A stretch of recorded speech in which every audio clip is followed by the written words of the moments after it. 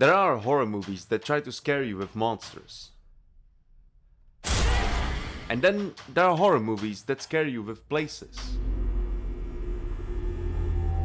Empty hallways, buzzing lights, a carpet that stretches forever, rooms that feel familiar, but wrong. One thing I noticed almost immediately while watching the Backrooms movie is that the soundtrack rarely tells you how to feel like in a normal horror movie. There aren't constant giant orchestral hits. There aren't dramatic horror violence every 5 minutes. A lot of the soundtrack is incredibly restrained, and I think that was the right decision. Because the movie understands that the horror of Backrooms doesn't come from action, it comes from uncertainty. A fear of the unknown. The soundtrack feels very ambient and environmental most of the time, almost blending into the environment sounds. And honestly, that's what makes it work. Sometimes you can't even tell where the music ends and the sound design begins. You'll hear fluorescent buzzing, distant ventilation, some electrical hums. And then underneath that, there is this barely noticeable synthesizer layer that slowly creeps up onto the surface. It creates a feeling that the building is alive somehow. I think this is the biggest reason the soundtrack succeeds. The movie understands that liminal spaces are not silent. The backrooms are basically endless transitional spaces. Empty offices, empty corridors, kitchens, stories, waiting areas, etc. And all those places have some background noise in real life. Lights buzzing, air conditioning, electrical interference, room tone, etc. The soundtrack leans into these sounds instead of covering them up. A lot of the tracks on the soundtrack even sound named after the environments instead of some traditional score titles. Stuff like Quiet Wall in the Dark Room, Layout Extrapolation, Furnished Dead End, or An Old Home Not Yet Built. Even the track names feel liminal, like half-remembered places. And musically, the score reflects that very well. A huge part of the soundtrack avoids clear melodies entirely. Instead, it focuses on textures, drones, synthesizers, tape-like ambience, and repeating tones. It's less about giving you a theme to remember, and more about creating an atmosphere.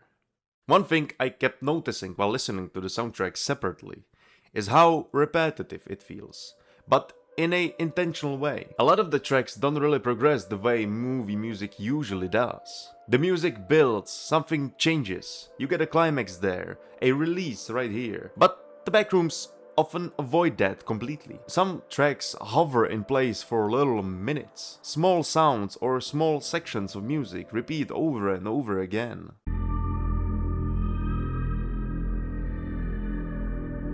Background textures cycle endlessly, and honestly, even though it sounds pretty boring, it's one of the smartest decisions the soundtrack or the composers have made. Because repetition is literally the core idea of Backrooms. The same hallways, the same yellow wallpaper, same lighting, same rooms repeating forever. So the soundtrack mirrors that structure psychologically. You start to feel trapped inside the music, the same way the characters feel trapped inside the environment. And the weird thing is that the soundtrack almost hypnotizes you after a while. You stop actively listening to it.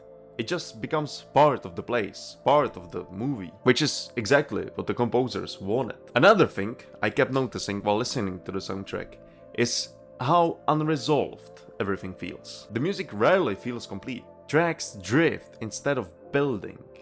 Some chords just linger for too long. Some sounds feel detuned or slightly distorted.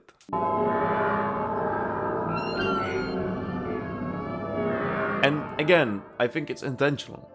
Because the Backrooms as a concept is unresolved. There is no sense of direction, no clear escape path. So the soundtrack again mirrors that psychologically. Instead of moving forward like traditional movie score, it feels stuck in a place, like it's looping endlessly. And honestly, in my opinion, some of the best tracks from the soundtrack are the ones that doesn't change at all or barely. Handprint is a really good example of this.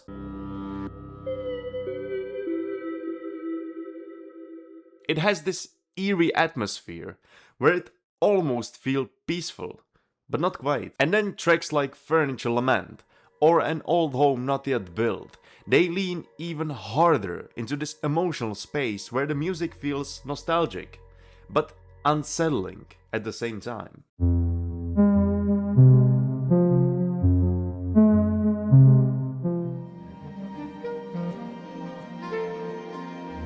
And that combination of adjectives, that combination of qualities, is exactly what makes a liminal horror work, in my opinion. Not terrifying per se, just deeply wrong. And it kinda leads into the next point, which I'm gonna talk about. And that's how imperfect the soundtrack sounds. Usually, modern horror movies are super polished, right? Everything is clean, every bass hit is huge, every sound is crystal clear. But Backrooms sounds intentionally damaged, muffled textures, low quality ambience. And it gives the soundtrack this weird analog feeling, which matches the themes or the movie perfectly. Honestly, some parts of the soundtrack doesn't even sound like a movie score. They sound like some corrupted recordings that someone had discovered on an old hard drive. And I think that's why people connected to it so strongly online. Because it doesn't sound cinematic in a normal sense. It sounds like someone actually found it. And that found footage feeling is a huge part of why the music works emotionally. Something else I noticed about the soundtrack is that it has way more in common with ambient electronic music than with modern horror scores. As I said already, there are moments in the soundtrack that barely sounds like movie score.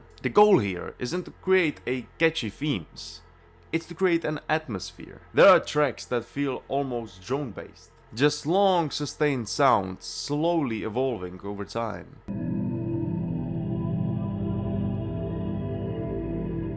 And that style works perfectly for the movie, because Backrooms are such an abstract concept. A more traditional orchestral score would make the movie sound too dramatic, too cinematic. But ambient music creates distance. It creates emptiness. And most importantly, it creates space. A crucial touch is that the soundtrack gives scenes a room to breathe, instead of constantly demanding your attention. That restraint, that discipline is very rare today in modern horror movies. Especially nowadays, where many movies try to overwhelm you with sound every second. Something we have already touched on as well is how the music just blends into sound design, the sound of the environment. Sometimes you genuinely cannot distinguish between a music or some diegetic sound. A fluorescent hum slowly turns into a synthesizer drone. Ventilation noise becomes bass. Reverb transforms footsteps into texture. And because of that, it feels like the environment itself is generating those sounds. And that's the key to the whole soundtrack. It grows out of the environment itself. That's why it feels so immersive in a unusual way. You're not just hearing music while watching the movie. You feel like the movie itself is creating the music around you. This immersion with the soundtrack is supported by my next point, and that's how the movie uses reverb and distance. A lot of sounds feel physically far away. Instead of the music being directly in front of your face, it feels buried deep inside the environment, like it's coming from another hallway or another room. And that matters, because the movie is constantly playing with the fear of space itself. The backrooms are huge, they are empty and endless. So the soundtrack creates a physical distance acoustically too. Even when the music becomes emotional, it still feels detached somehow. For example, that's why the exploration scenes work so well. You feel like the music is creeping on you, like it's creeping on the character. The music is unsettling, but what actually kinda surprised me is that a huge portion of the soundtrack is very beautiful, like genuinely pretty. Not in a comforting way exactly, but in a melancholic way. There is this constant sadness running through most of the soundtrack. Tracks like Landsick or An Old Home Not Yet Built feel strangely nostalgic, like remembering a place you have never been before.